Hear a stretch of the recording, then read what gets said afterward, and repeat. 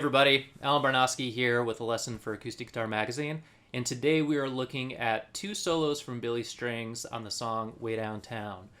What I want to say to start is that these are available in tab for free at acousticguitar.com. You should be able to find a link directly below this video, so if you're just finding this through YouTube and you don't have those, if you don't have those tabs, you should go find them.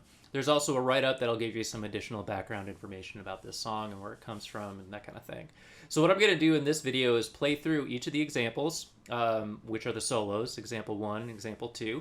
I'll play through them at full speed, and then I'll play it at half speed, and I will also provide some additional kind of tips that will, I think, help as you're going about trying to learn this. So to start, I'll play through example 1 at full speed, 120 BPM, and then I'll play it at half speed. So here we go, 120 BPM, this is example 1. 1, 2, 3, 4.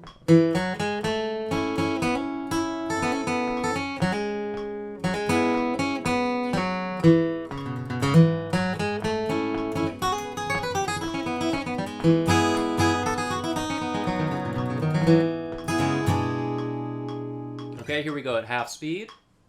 1, 2, 3, 4, 1.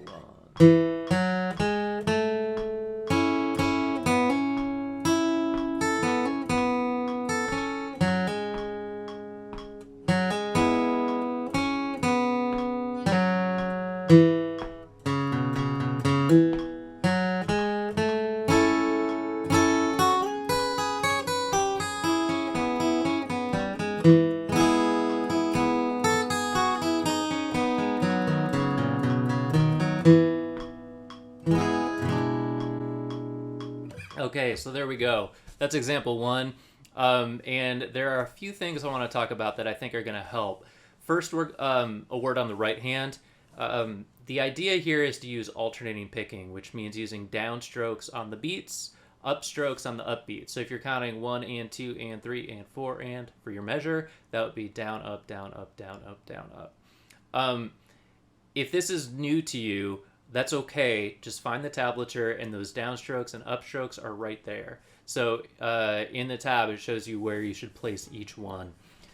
So that's all I'm going to say about the right hand. As far as the left hand, the idea here for much of this is working out of the chord shapes. So this tune uses 3 chords. It starts on the F chord. Of course, I've got capo 4, but I'm going to talk like we're just in open position. Just makes it easier. So we got 2 bars of F, 2 bars of C, 2 bars of G, and 2 bars of C again. So this solo, just kind of check it out. I'll start to play it and you'll see what happens, is really rooted out of these chord shapes. Alright, so that first little bit is like that F chord. So if you're not used to this F chord, you may be used to playing an F like a full bar chord. This F chord starts on the 4th string, and you're going to play frets 3, 2, 1, and 1. 3, 2, 1, 1. So much of this is kind of based out of that F chord shape. There's a little walk up. And then we go into that C chord shape. Alright, so over that C chord shape, you don't really need your 3rd finger there the whole time, so I usually don't play it, but it's still a C. So I'm at strings 4, 3, and 2, and these are frets 2, 0, 1. Alright, so I'll just play this from the top, and you'll kind of see it working. You get a walk up to that F chord. And then we get into that C chord. Pull off, and then we land on that C, followed by this lick that you'll see there. Okay, that pull off, in case you missed it. I like to do that pull off kind of quick. Alright, so that's basically the first half of the solo. I'll just walk through it again real quick. Into that F chord, and that C chord, that pull off. Okay, so go check out the tab. It will show you exactly what notes to be playing, what strings to be hitting, that kind of thing. But the general idea is that we're working out of these chord shapes. One thing I want to note is that Billy Strings is not just like improving by hitting random notes in the chord. He's playing the melody. He's just using these chords and playing the melody within that chord. All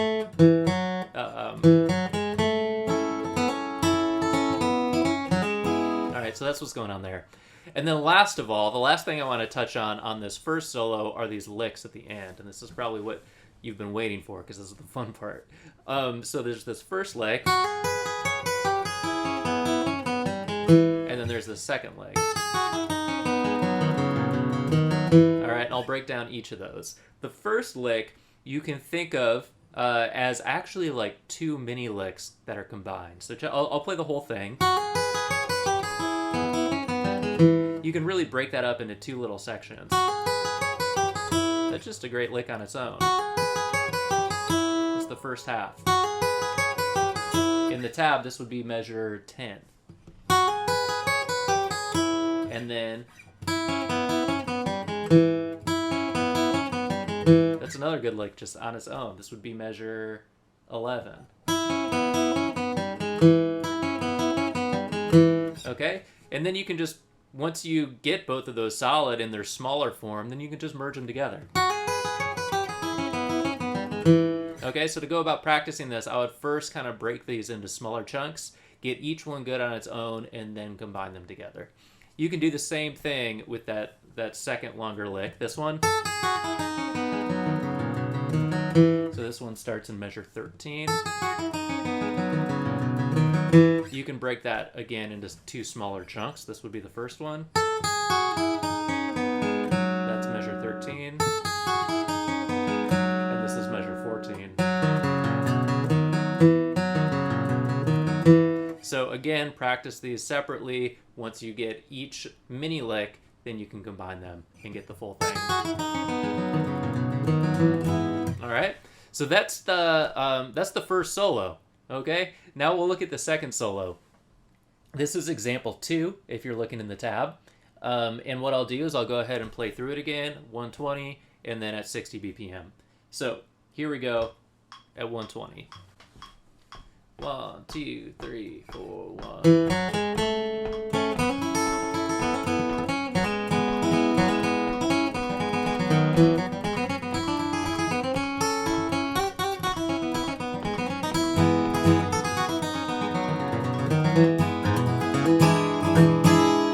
Okay, and now here we go at 60. 1, 2, 3, 4, 1.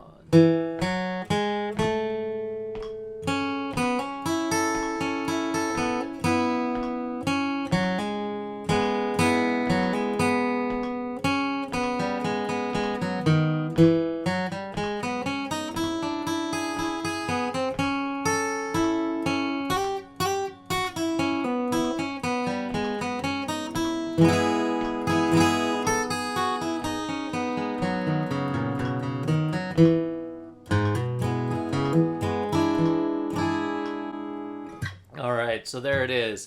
As you can tell, much of this is very similar to the first solo with some additional kind of little flair added in there. But again, same thing, alternating picking in the right hand, in the left hand, focus on these chord shapes, and then we get some additional licks too.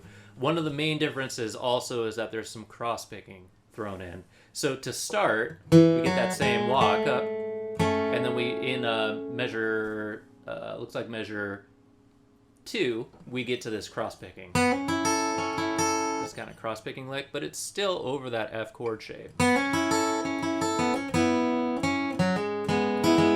Okay?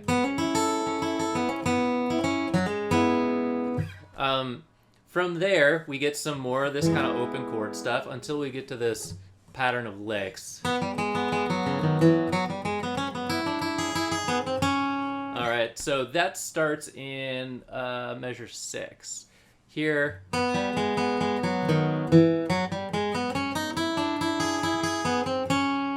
Okay, so we can again break that up into smaller little chunks, and that's what I'd recommend you do as you start to learn this. That's going to be the first one in measure 6.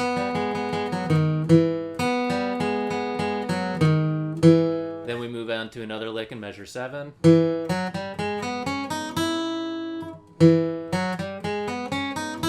And then then we get this kind of cross-picking deal in the next measure, measure 8.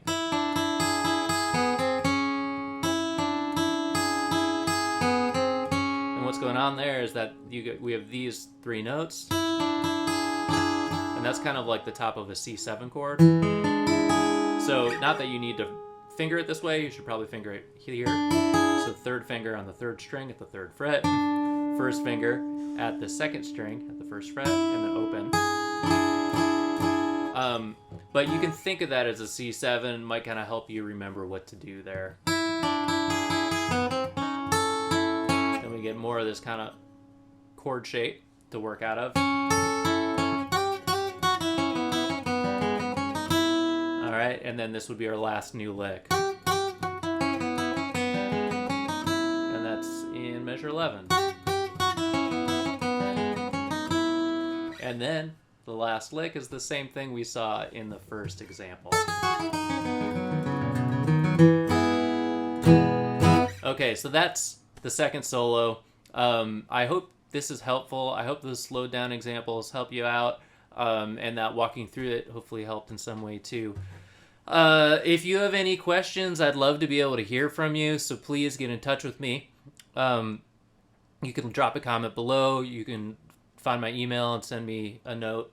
And yeah, that's it. Good luck. I hope you enjoy working through this, and I'll see you next time.